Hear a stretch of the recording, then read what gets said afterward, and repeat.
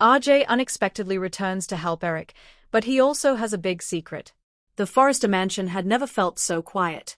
Eric Forrester sat alone in his study, the late afternoon sun stretching long shadows across the familiar shelves of awards, framed sketches, and memories of decades past.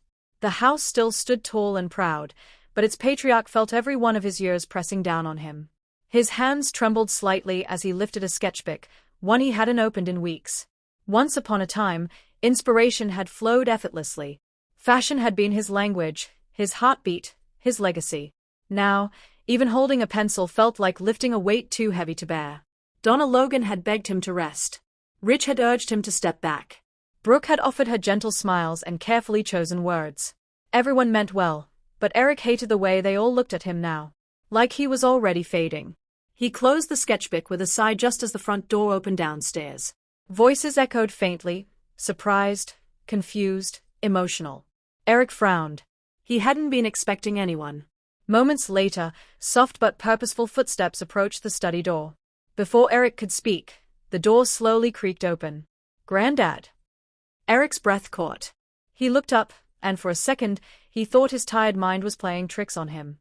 Standing there, taller than he remembered, eyes full of uncertainty and warmth all at once, was RJ Forrester. "RJ," Eric whispered. RJ smiled, though his eyes glistened. "Hi, Granddad." Eric pushed himself up from his chair, disbelief turning into raw emotion. What are you doing here?" "You didn't call." No one said. RJ crossed the room in 3 quick steps and wrapped Eric in a hug. "I know," RJ said softly. "I wanted it to be a surprise." Eric held onto him longer than he meant to, his hands gripping RJ's jacket like an anchor. For the first time in weeks, the heaviness in his chest eased. Just a little. When they finally pulled apart, Eric studied his grandson's face. "You look different." RJ laughed lightly. "Older?" "No," Eric replied. "Stronger?" RJ glanced away. "I hope so." News of RJ's return spread through the Forrester mansion in minutes. Donna rushed in first, tears streaming down her face. "RJ. Oh my God, sweetheart." Brooke followed close behind, stunned. "You're back? When did this happen?" "Just now," RJ said gently, hugging both women. "I wanted to see everyone. Especially Granddad." Ridge arrived last, his expression guarded but curious.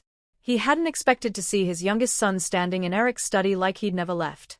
"RJ," Ridge said. "This is unexpected." RJ met his father's gaze. "Yeah, I know." There was tension there, unspoken words, years of distance, choices neither had fully processed. "But now wasn't the time." Eric cleared his throat. "He came to help me." Everyone froze. "To help you?" Ridge asked carefully. RJ nodded. Granddad didn't ask. "I just knew." Eric placed a hand on RJ's shoulder. "I didn't even realize how much I needed him until he walked through that door." Donna smiled through her tears. "Eric, this is wonderful." But Ridge wasn't convinced. "Help how?" RJ hesitated. "At Forrester Creations." The room went silent. "Forrester Creations." Brooke repeated. "Yes," RJ said. "I want to work with Granddad." Ridge folded his arms. "You've been gone for years. You never wanted this life." RJ swallowed hard. "People change." Eric spoke before Ridge could press further. "Let him stay, Ridge." Ridge met his father's eyes, and saw something he hadn't in a long time. Hope. The design office felt surreal to RJ. The mannequins, the fabric swatches, the smell of creativity, it all rushed back like a forgotten dream. Eric watched closely as RJ traced his fingers over a bolt of silk, his eyes lighting up despite himself. "You remember this place," Eric said quietly. RJ nodded. "I never forgot it. I just ran from it." Eric didn't push. He simply handed RJ a sketchpad and a pencil. "Show me what you see." RJ stared at the blank page, his hand hovering. For a moment, fear crept in. What if he couldn't do this? What if he disappointed Eric? Then something shifted. The pencil moved. Lines formed, confident, elegant, bold. Eric leaned in, his breath catching as the design came to life. "RJ, this is beautiful." RJ blinked. "You really think so?" I know so, Eric replied, his voice thick with emotion. You have it. The Forrester Eye. Word spread quickly through the company.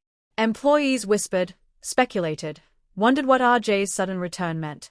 Some were hopeful. Others were suspicious.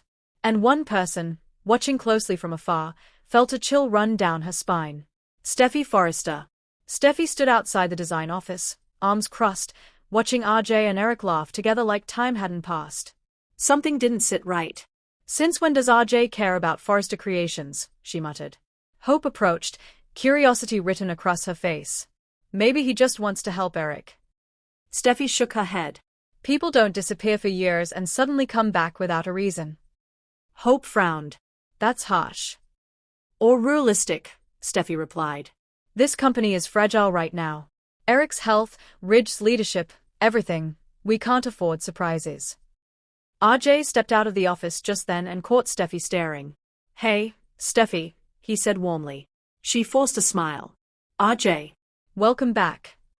But her eyes searched his face, looking for cracks, for signs of something hidden.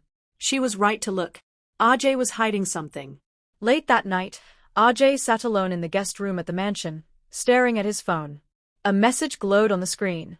Unknown number. Have you told them yet? RJ's jaw tightened. RJ, no. Unknown number. You can't keep this secret forever. He shut off the phone and ran a hand through his hair, panic bubbling beneath the surface. He hadn't returned just to help Eric. That was part of it, but not the whole truth. RJ crossed the room and opened his suitcase, pulling out a sealed envelope.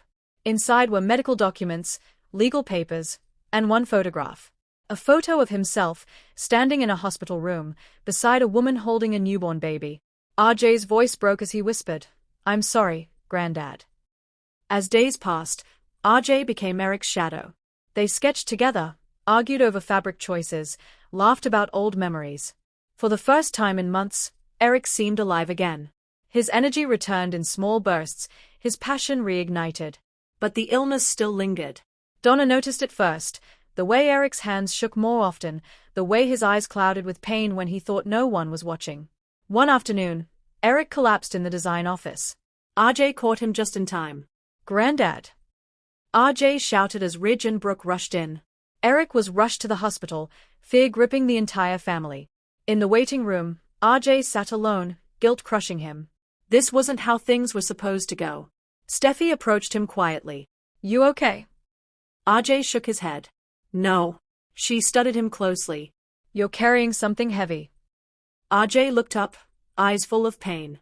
If I tell you something, it could change everything. Steffi stiffened. What kind of something? RJ hesitated. Then the doctor stepped out with an update, delaying the truth once more. But time was running out. Eric survived the collapse, but the diagnosis was worse than before. Time was limited. That night, Eric called RJ into his hospital room. You came back for a reason, Eric said gently. Tell me. RJ broke. Tears streamed down his face as he handed Eric the envelope. I didn't just come back to help you. I came back because I'm a father. Eric stared at him. What? I have a child, RJ said. A son. He was born 6 months ago. Eric's eyes widened. The mother, she didn't want this life. She didn't want the Forresters. She wanted me to choose. Eric took RJ's trembling hand. And you did. RJ nodded. I chose my son. But I couldn't stay away forever. Not from you. Not from this. Eric smiled softly, tears in his own eyes. Then you didn't fail. You became something greater. RJ sobbed openly now. You're my legacy too, Eric continued. And now, so is your child. The truth didn't stay hidden for long. RJ told Ridge, Brooke, Steffi, Hope. Shock turned into questions, then cautious acceptance.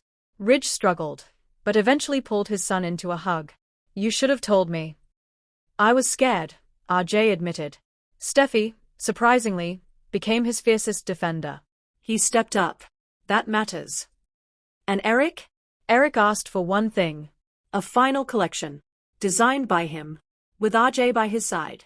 The fashion world held its breath as the Forrester name took center stage once more, past and future woven together. Backstage, Eric squeezed RJ's hand. Whatever happens next, I'm proud of you. RJ smiled through tears. I learned from the best. As the lights rose and applause thundered, one truth became clear. RJ didn't just return to help Eric. He returned to redefine what it meant to be a Forrester. And the secret he carried? It didn't destroy the family. It saved it.